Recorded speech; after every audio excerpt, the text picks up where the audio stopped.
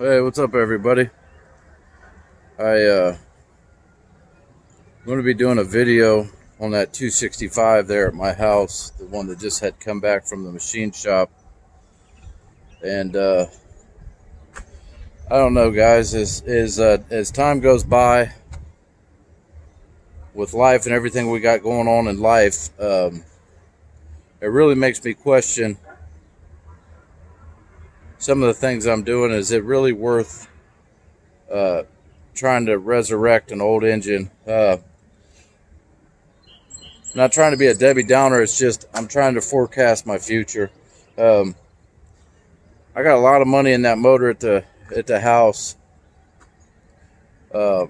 just in the shape that it come back, still needing the head gaskets and the heads put on and the final outside assembly. I got a lot of money in that engine, and the block was hot tanked, the heads was power washed. So as I'm looking at the engine yesterday,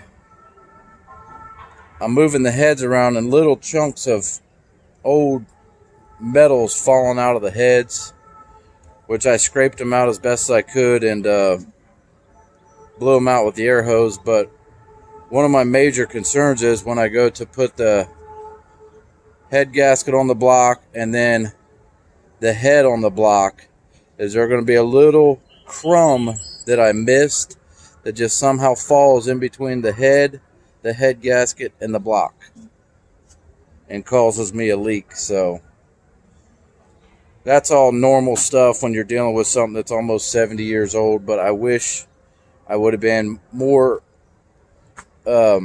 adamant to have the heads hot tanked as well. And the block's been hot tanked, but it has a lot of corrosion still in it, but it seems like it's pretty solid, you know what I mean?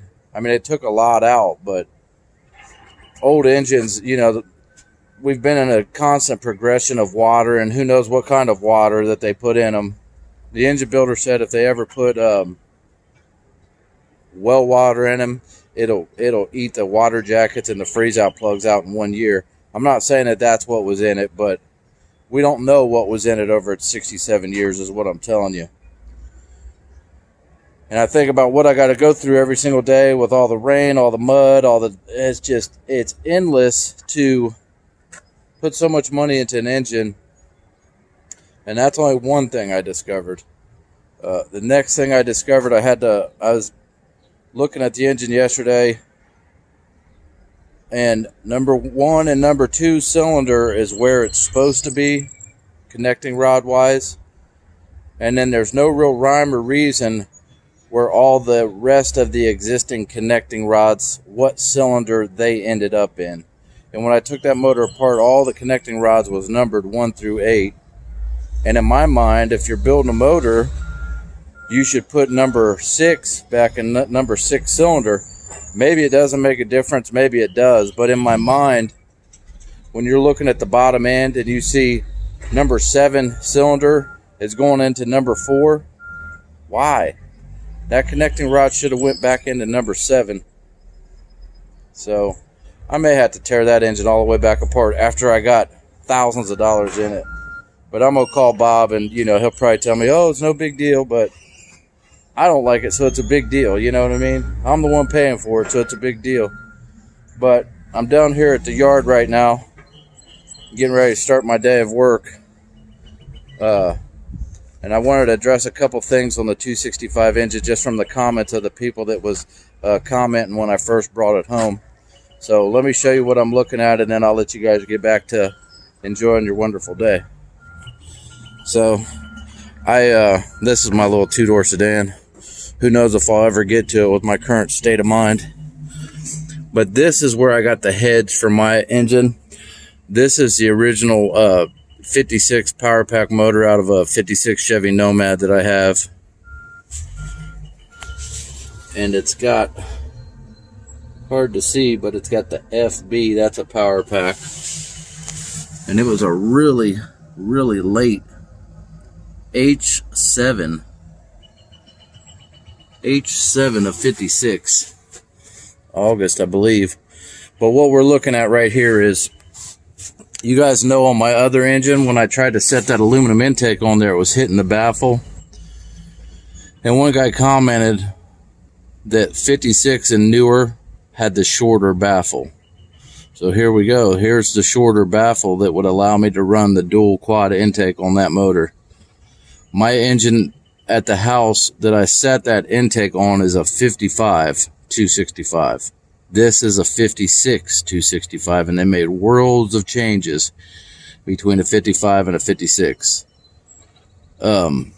So I could probably just rob this oil baffle off of here for now. And a lot of people said to just block it off or, you know, put a PCV valve. This is what that engine will have, whether it's the long one or this short one. I'm not trying to reinvent the wheel or make something better than what it is. At this point, I just want that engine to start up and run and be happy. So here we are. We see I could probably rob this baffle out and run the dual quad intake. I also have the original 4-barrel intake for my 55 Chevy, so I could always just run that. But these first 2-year engines, and I've done videos on this. This is the engine that was at my house, but I don't have enough room in the garage, so I just roughly sat it in this sedan for right now. I mean, it's just barely on the mounts. But the 55 and the 56 265s was oddball engines. The 55 is even more of an oddball. It does not have an oil filter on it. Just real weird stuff. But I had put a plug back here. Well, Bob knocked the plug. My engine builder knocked the plug back in here, and everybody said this is where your road draft tube goes. That is 100% incorrect on a 1955 Chevy 265. This hole is plugged off. And if I had the old plug with me, I could show you the diameter of it, of the hole, is much larger than this. This right here would have had a road draft tube that followed along the back of the block and then dumped down there. And then the newer small blocks had a piece that went in here with a 90 with a nipple where you just ran your hose back over and it just reburned the fumes and the blow-by coming out of your engine.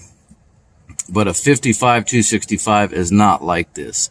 This hole is much bigger and it's blocked off. And the road draft tube on a 55 block, see, this one's got the filters. This is a 56. But the road draft tube goes through the bell housing, through the bottom of the block, and kicks out the left side on a 55 block. So there's nothing I can tap into on my other engine at home to hook up a PCV valve. Not that I'm even interested in it. One guy told me he would drill that plug and screw like a airline fitting into it where you could hook a rubber hose up to it and reburn it that way. But yeah, so once again, you know, that's just a couple things on that engine, and I'll do a video on that engine maybe throughout this weekend. Probably not Mother's Day. Maybe Friday or Saturday. So anyways, the plug up there on that motor at home, you can't do nothing with it. That's a 55 block. It's different from that. And I could probably rob this baffle. And I put all this stuff in this sedan, and I was spinning it around, working on the linkage and stuff, and determined that the actual rod, these are all one piece, the actual rod going up is bent. So that gearbox right there, junk. It's got to all come back out.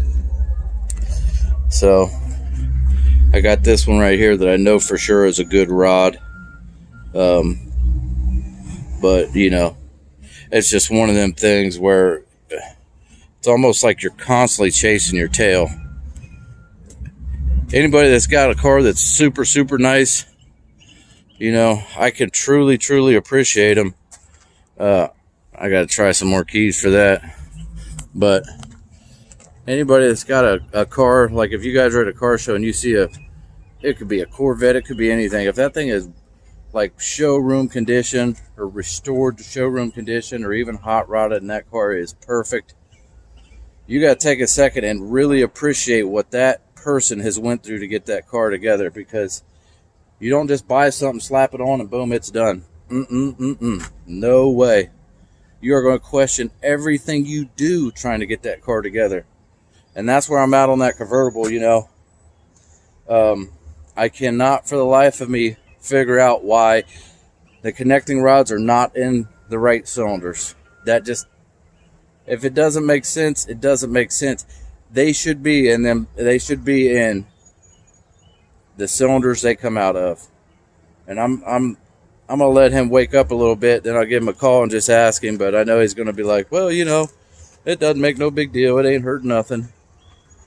But it's crazy. Pull the oil pan off and you start thinking, you start looking at them connecting rods and see that they're all misnumbered.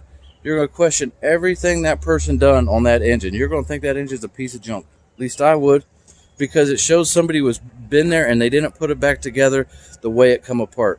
And on these cars, I try to put them back together how they would have started life.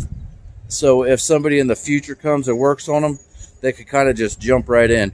There's nothing worse than working on a car and having a wiring issue or something like that, and you start tracing down wires and you run into a bunch of butt connectors. You're in trouble right then and there.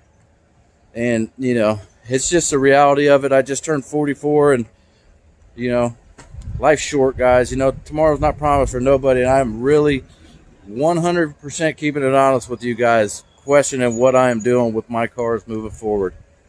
Because it takes a lot to make money. It takes a lot to get through life and the problems of life and keeping everybody happy. And you get you an old car thinking, man, this is going to be cool. And then every time you turn around, you're stubbing your toe. Every single time. Walking out of the garage with pain. So, I don't know. I'll let you guys look at the video of the engine probably in the next day or two. But in my mind, I got to figure out if I can heat up them wrist pins on them pistons. Because if I change the connecting rods back to the right cylinder they come out of, I want to keep the pistons and the rings on the cylinder they're in right now, because they've all been file fitted to that cylinder. So basically, thousands of dollars on something that I'm not happy with. What are you going to do? That's life working on cars, life in the big city. That's life being an adult. Anyways, don't take it the wrong way, guys. This is definitely they're great and they're fun to work on, but I am telling you, you got your work cut out for you. Thanks for stopping by Don's Hot Rod Garage. Like, comment, subscribe. Catch you guys on the next video.